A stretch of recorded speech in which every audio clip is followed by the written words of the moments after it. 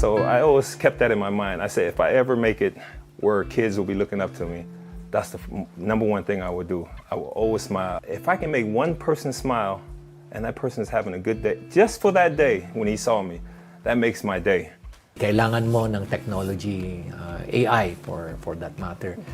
Kaya nga, kung titingnan mo yung mga solutions namin, we're going to widen the road, binago namin yung mga geometrical designs ng mga island namin, nagkaroon kami ng more walkability. Kailangan mo talaga ng technology. That's why we're introducing yung Smart Urban Mobility System. Welcome back to Homestretch. Today, we are here at the Bell House in Camp John Hay to talk to Asi Taulava, basketball legend, big man, gentle giant of the NLEX Road Warriors. In this episode, we follow the team on one of their basketball clinics in Baguio to teach little kids to be basketball players. This is part of the NLEX Corporation's community development programs to help teach young kids important sports values, discipline, fairness, grace. And apart from the efforts of Kuya Asi and the Warriors, the Metro Pacific Tollways Corporation is also working with the city on their community and tourism development initiatives, such as their Smart Urban Mobility Project. We speak with Mayor Benji Magalong, a boxer, a cyclist, a basketball fan, to discover the great things that really come when people, organizations, and sectors work together as a team. This is Pató Gregorio. Join me in this special episode of Homestretch.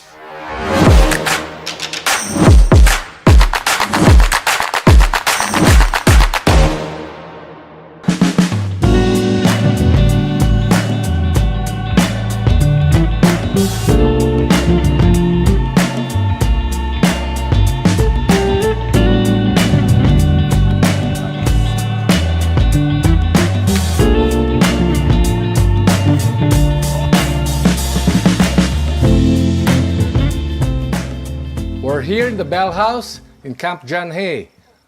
Bell House, John Franklin Bell, the commanding general of the Philippines in the early 1900s during the American period. And here, today, we have a special guest, my idol, my kuya. Is it really kuya? Asi Taulava. Asi, kumusta ka? Thank you, boss. Thank you for having me here today.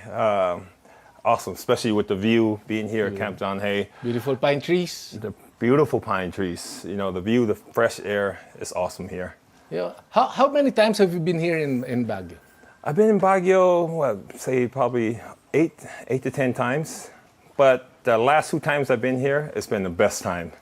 Especially getting to meet Marlo, the Quadro family. The CEO of Camp John Hay. CEO of Camp John Hay. Very nice man. Made me feel comfortable being here, and especially, I visited here so many times, but I've never been at the Bell House. And then to go out sightseeing, him showing me the place, oh, I love it. And now I bring my family with me whenever I travel, when I come up here from Manila. It's a long ride, but it's well worth it. I think this is the secret of Camp John Hay, this Bell House. This is their hidden jewel. Yeah, hidden indeed, because I've been in Baguio maybe 100 times. This is only my 3rd time here in the Bell House. So mine is 3 times, yours is twice, so, but it's really beautiful. Perfect place to retire for both of us. But, you know, this is a special place, especially the weather, beautiful it is. And especially for me, because NLEX, I represent NLEX, I'm the brand ambassador for NLEX. Anywhere going north, that's where our highway leads. And Baguio is one of our biggest tourist places, and then going to Vegan. And we do all these programs going this way. I love it. I got to share it, especially the knowledge I have. And it's my way, personally, giving back to the communities, giving back to the youth for all the support they're giving me throughout for all the love. All the love. But when you say NLEX, that means when you live in Quezon City, from Balintawak to Baguio, because of this interconnection of all highways, it's what, 3.5 hours? 3.5. 3.5. Before, it would be 5 to 6 hours. Now, you take a short nap, you're here. You're here. So it's so easy. So it's worth it. It's no longer just the summer capital. Anytime, year-round. Anytime, year-round Baguio. Beautiful. From what I heard from the CEO, Marlo, you know, before it's like during the summer when people come visit, But now it's year-round. They have people visiting year-round, and that's good for tourism, especially for Baguio. It speaks high volume of the pine trees, the fresh air, what everybody want to see. And this is the best place to come. I see a lot of pine trees, and I read somewhere you donated the pine trees. Is that true? Yes, right here in the front. So there's an Asi Taulava pine tree? There's an adopted tree. Adopted tree? It's just as big as me, as old as me, and I'm grateful to How do you donate? How do you adopt? What they pick as a tree is like identify what you can do. Didn't go into full details when I was, but I was so honored that they were thinking about giving me the opportunity to adopt a tree, especially here in the Bell House. Asi, let's go to basketball. Your favorite sport, your first love, where you started playing at the age of? I started playing young. I started young. I started late. I started at the age of 14. 14. The reason for I didn't play basketball when I was younger. I was little. I was only 5'7" as a freshman in high school. So my freshman year of high school, 9th to the 10th grade, that summer in 3 months, I grew from 5'7" to 6'5". So 5'7" to 6'5". 1 summer. 3 months. In 3 months. I had a growing sprout. So how tall is mom? Mom is 5'9". That's it. 5'9". That's it. When your mom is 5'9", then that's it. So you joined an amateur team in the late 90s, right? 96. And this team was called the Blue Detergent. Blue with Detergent. Giseldo C. Giseldo, our boss Giseldo. With Boss Joe. That's where I got discovered. I came here on the Vismit Cup. Me and Jimmy. Jimmy Alapag. Yeah, that's where we knew each other. We've known each other for so long, and that's where we were discovered. We came here to, basically just play against the PBA teams and play in the Vismit Cup. So when we came here, my first game, tune-up game I played, I didn't expect anything out of it. I knew it was the PBA, but I didn't think nobody would like me. My first tune-up game was against Mobiline at the time, and that's where I got discovered. One tune-up game became me wanting to come back because I saw all the attention. I never knew basketball was that big at the time. In the Philippines. And I never thought in my wildest dream that the coaches would be interested in me. So your first team in the PBA is Mobiline. Mobiline, which is Talking Text right now. Talking Text now, owned by Boss Manny Pangilinan, MVP, our MVP. And how many teams? You were traded to... you played in how many teams in the PBA, Asi? I think 4. I played in Talking Text, got traded to Coke, got traded back to Morocco. Then I left the PBA. I went to the ABL. I remember that. And then I came back to the PBA under Air 21. And then here I am, back to Boss MVP Group when Boss MVP bought Air 21. And then most of my career, my 24-year career, was played under NLEX. So 24 years in the Philippine Basketball Association. And PBA will celebrate their 50 years. So you spent half of... Don't start. When you were governor, you were always telling me, Asi, you're older than the PBA. Keep up the good work. No, really commendable, Asi. I've seen you play with focus. I've seen you play with heart because of the national team when you were wearing the Philippine flag so many times. And then see you mature as a Kuya Asi, playing even for the national team age of late 40s. Tell us more about it. I tell you one thing, why I always smile. A lot of people in this world don't smile.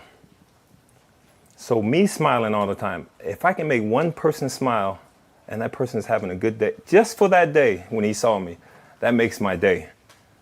It wasn't about me being jolly and anything. It was just me trying to find somebody to make, because the way I grew up, I didn't have that person. I didn't find that until I became a professional athlete. I was always looking around to find somebody to inspire me because I wasn't pretty much in the TV, watching the games, like these NBA guys. All that came later on in life. And that's what I was searching for when I was younger. So I always kept that in my mind. I said, if I ever make it where kids will be looking up to me, that's the number one thing I would do. I will always smile. I will always be happy.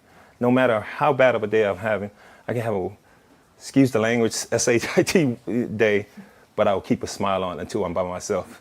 then I can get mad at myself for whatever's going on. And that is why you're now ambassador of NLEX. Well, yes. And do you enjoy this life, Asi? Do you enjoy the role of ambassador of NLEX? Because there's no retirement here. There's no home stretch as an ambassador, Asi. It's a blessing.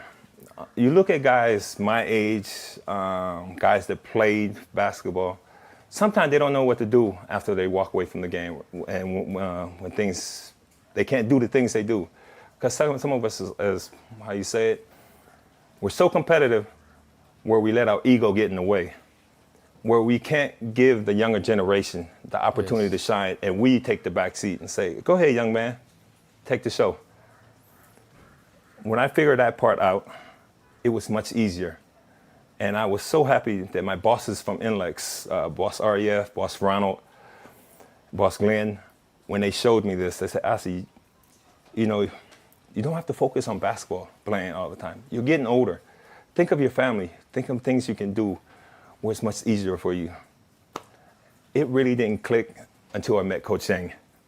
Coach Cheng Giao. Coach Cheng Giao. What did he tell you? When he told me, I'm not expecting much from you. He said, don't get offended.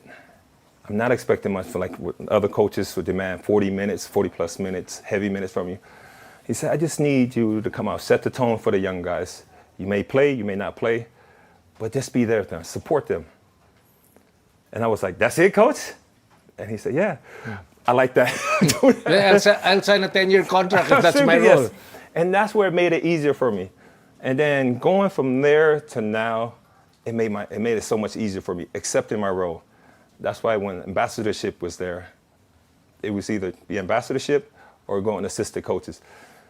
I told my wife, I was like, ambassadorship, I'm on my own schedule. Being an assistant coach, you're just like a player again. You have call times, you got to come, we got to come before the players, stay after practice. So I like this. I get to go see Baguio, I get to see all these beautiful places. This is the job I wanted. You know, Asi, you mentioned about your wife, your lovely wife. When did you get married? I got married in 2000, secretly. In 2000, Why secretly? Because I promised myself when I was younger that if I ever got anybody pregnant, that I was going to marry her. Because I did not want to have my daughter, any of my kids to not have my last name. And so I had to live up to it. If it happened, and sure enough it did. And my girlfriend at the time, Asi Taulava, is now my wife for 20-something years. So you're a great husband and a great father. Great father, four lovely daughters. Let's go to the national team, Asi. How many times did you wear that uniform, the Philippine flag? If I counted right, about 15, 16 years. Times. And what do you remember the best years of playing for the national team? I would say, just because we fell short, and if we had the opportunity to have an import at the time, a naturalized player at the time, we would have been so good. Was that 2002 Busan team? Busan. When we lost to Korea because of a free throw. Your free throw and the three-pointer at the buzzer. Yes, I remember that. That was painful. That was same. Imagine, I went from Bao David, my rookie year, second year on the national team, I went to Korea to lose at the buzzer. But just made me stronger.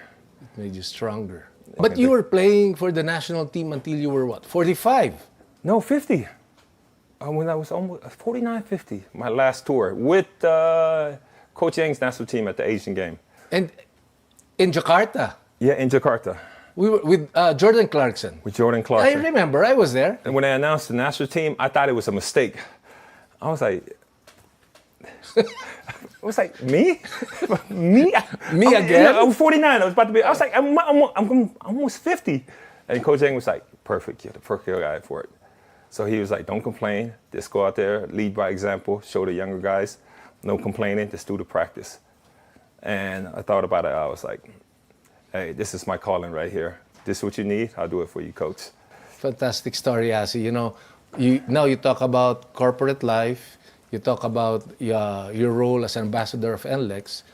And I think the perfect combination here is that you enjoy what you're doing in terms of corporate social responsibility of the NLEX group, the NLEX Road Warriors, in terms of outreach programs, teaching young kids how to play basketball. Last week, a few days ago, you were teaching one barangay here. Santo Tomas, barangay Santo Tomas here in Baguio. And when you see them, I saw you holding on to a baby, to a young girl. That was the same thing I said. I wanted to make somebody smile. Why are you doing that, Asi? Because I love my job. I'm brand ambassador for NLEX. If I don't enjoy it, and I don't enjoy teaching young kids, I don't want to teach players. Being a coach is different. But the grassroots, they need somebody to motivate, something to look up to. And just you inspiring them, teaching them, they'll listen more to me. Because the press has built this name where they think, if we just listen to them, probably we get a chance. And that's what we're telling them, what we're basically telling the young kids. Stay focused on your goal at a young age. Chase your dreams. What if the young kid does not understand English yet? I'm a young kid, I don't understand English yet, so talk to me in Tagalog. So, you basically gotta go, you gotta change the way you talk to them. You gotta act like a baby. Sometimes you get embarrassed by acting, but you gotta tune, it's just like a basketball game. You gotta tune out the parents, you gotta tune out the lolas, you gotta tune out all the cameras. But you're bringing yourself down to her age, the way she acts. So that way she can accept it easy. Because when she looks at you, she's intimidated because I'm tall already. But when you bow down and try to get down as low as you can, and you look at her eye to eye, baby, relax, huh? Shoot mo yan. Shoot. Just follow. But when they can't do it, sometimes they drop the ball. And that's when I tend to pick them up and let them dunk the ball one time to make them smile. That's a memorable experience, Asi. And for the young boys who know how to play basketball, and you're the coach, what is the Tagalog word you'll say? Like, relax, play. Breathe. Relax. Relax lang. Yeah, relax. Because, they have so much energy. When they get out there, they want to impress you. When you're ready, when you're going, when you know there's a high school coach or a college coach that's there, you have a 5 to 10 second window to impress that coach. Because soon as he's not impressed in 5 to 10 seconds, he's going to look at another guy. Another player. So that's why you have to get your footwork, because you only got 5 to 10 seconds to impress that coach. Okay. And it's the same thing going to the PBA. We welcome you in this basketball clinic. Basket! Yay! Let's go! Go rebound! Rebound!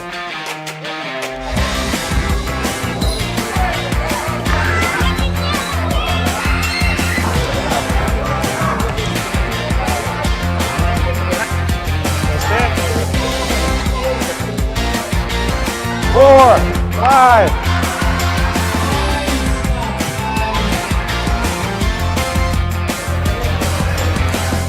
Nice!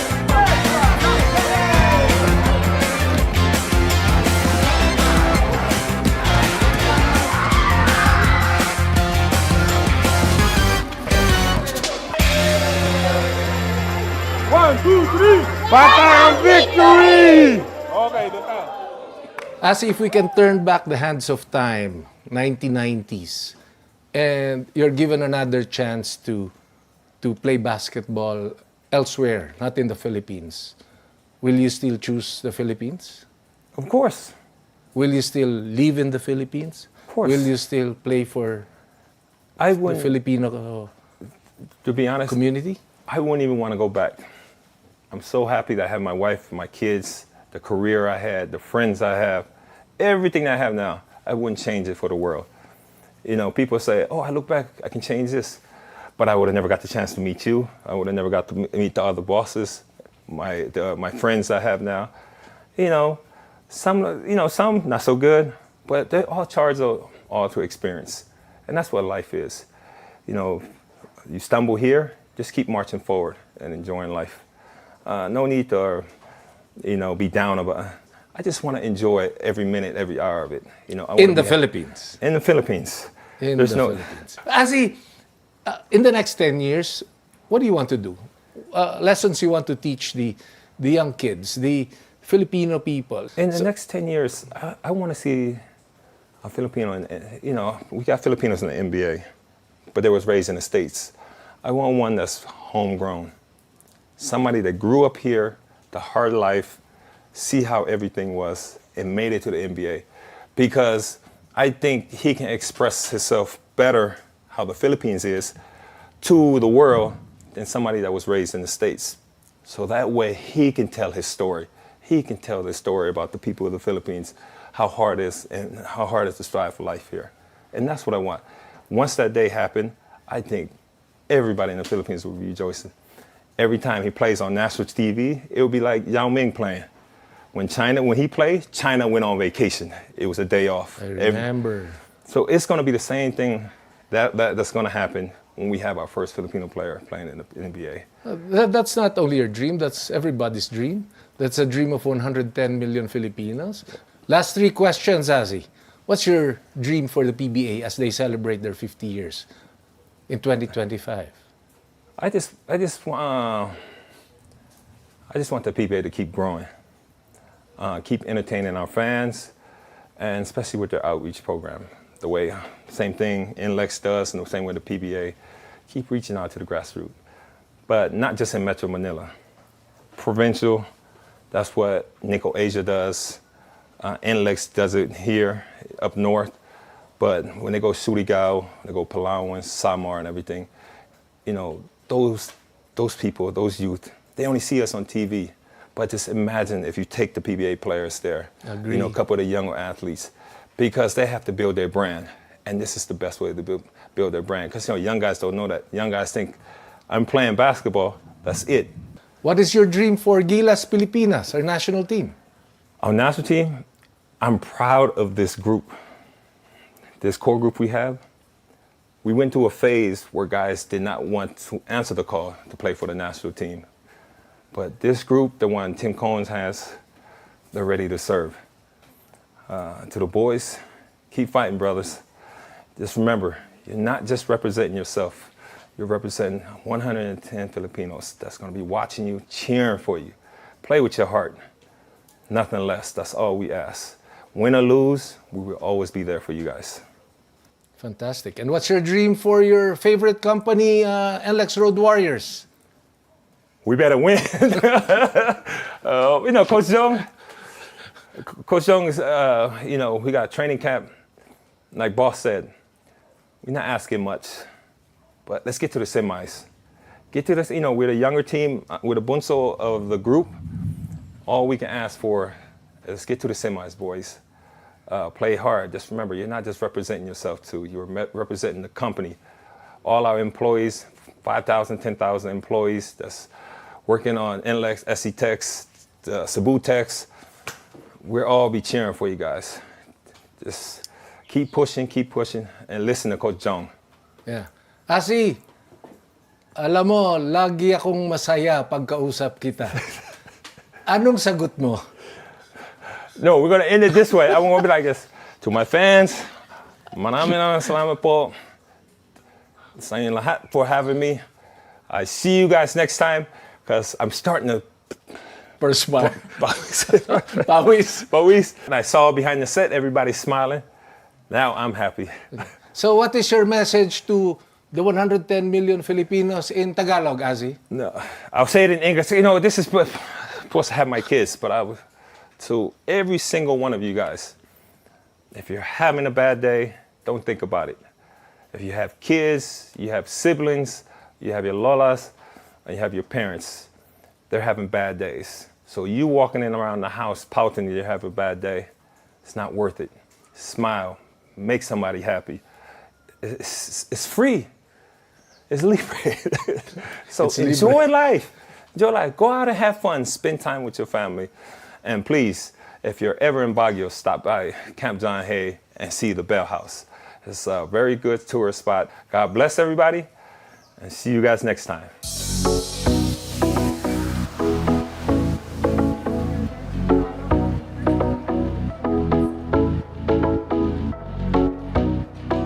Now, we are with the Mayor of Baguio City, Mayor Benjamin Magalong. Sa dami nung pumupunta rito na mga turista, And kayo na rin po yung nag-mention you have to address the traffic issues and concerns. Ano ang ginagawa niyong project para ma-address itong mga traffic or mobility concerns na ito? Well, alam mo kasi kailangan talagang i-address namin. Ito ang pinaka-trap dito, ito ang pinaka-challenging dito, no? Pero it's not as serious as what happened in 2014 na lagi na lang gridlock dito even during ordinary days nagkakaroon ng gridlock dito eh. Kaya nagkaroon kami ng initially when I became mayor, nagkaroon kami ng mga solutions na short-term solutions. Pero kailangan talaga natin ng long-term solution. And including technology also? Yes, precisely. Mayor? Kailangan mo ng technology, AI for that matter. Kaya nga, kung titingnan mo yung mga solutions namin, we're going to widen the road, binago namin yung mga geometrical designs ng mga island namin, nagkaroon kami ng more walkability, no? Yung mga jeepneys, talagang balik kayo sa inyong mga probinsya, mga ganon, no? Mino-modernize namin. Pero this is not actually a comprehensive solution. These are only short-term solutions. For us to be able to really come up with a sustainable solution, kailangan mo talaga ng technology. That's why we're introducing yung Smart Urban Mobility System. Nabasa ko po yun yung Smart Urban Mobility System. Sa simpleng paliwanag, Mayor Benji, ano po itong project nyo na ito? Basically, it's utilizing technology to address mobility, traffic. It has 7 components. Yan lang. Yung parking management, kaya kailangan mo ng multi-level parking buildings. Second is itong public transport management. Kaya kailangan mo talaga na monitor mo lahat yung public transport and how to make it very efficient. Para ang mga tao, instead of bringing their cars, dahil efficient na yung public transport, sasakay na lang ako. Mas makakatipid pa ako. Another is itong traffic management. Again, the use of technology, AI, artificial intelligence. Another is yung command center management, importante rin. Another is yung mobility fee, congestion fee, na katulad ng ginagawa sa Singapore. This is something very controversial kasi that would entail a fee every time you entered the central business specific district zone. On a particular part of the day. Let us say 2 hours in the morning, 2 hours in the evening. But that is not actually a penalty. It is one way of changing the behavior. Kung ayaw magbayad, huwag ka munang pumasok sa central business district. Pero kung ang mga turista naman, tulad namin, bago makapasok sa Baguio, grabe ang traffic. Bago makaikot, grabe ang traffic. Walang parking, hindi rin mag-i-enjoy. So, ano po ang nyo ron? Ang message nyo sa mga Alam mo, Pato, turista? ang problema kasi sa Baguio, every time na aakyat na yung mga turista, ang mga taga Baguio, bababa na. Bababa na tayo. Yun yung irritability. Ganun pala yun. Tumataas yung irritability. And basically, kung titignan mo, what causes this irritability? Almost 80% itong traffic. Traffic talaga. Kaya, the only way to address that is to use artificial intelligence. Technology, basically. AI-based na technology para address to. Nakita mo yung ginagawa sa Singapore? It's the same company that's managing yung urban mobility ng Singapore. It's the same company na nagkuhan dito. Nadadalhin dito sa Baguio. Proposal and they will be partnering with the group of Mr. Manny Pangilinan, particularly Metro Pacific Tollways. Metro Pacific Tollways. Yun po ang yun ang kapart. Then that means magandang project ito and proven, tried and tested. Yeah, hindi na to proof of concept. This is already a proven concept. And it's being used in other countries. I think there are about 80 to 100 countries using the same system. Well, then all the best, Mayor. You have our support. They're just some athletes who are special and they never retire, just like Asi Taulava. He translated his love for basketball from playing to teaching. But the commitment remains strong and true. For some athletes, there's just no home stretch, no retirement. That's Asi. And the rest of us are better for it. Once again, thank you to NLEX and the Metro Pacific Tollways Corporation for the opportunity to create this special episode. It takes a village to raise a child, and when that village is built on shared vision, shared passion, a willingness to work together through challenges, and the generosity of the spirit, the future is bright. This is Pató Gregorio, and you've been watching Homestretch.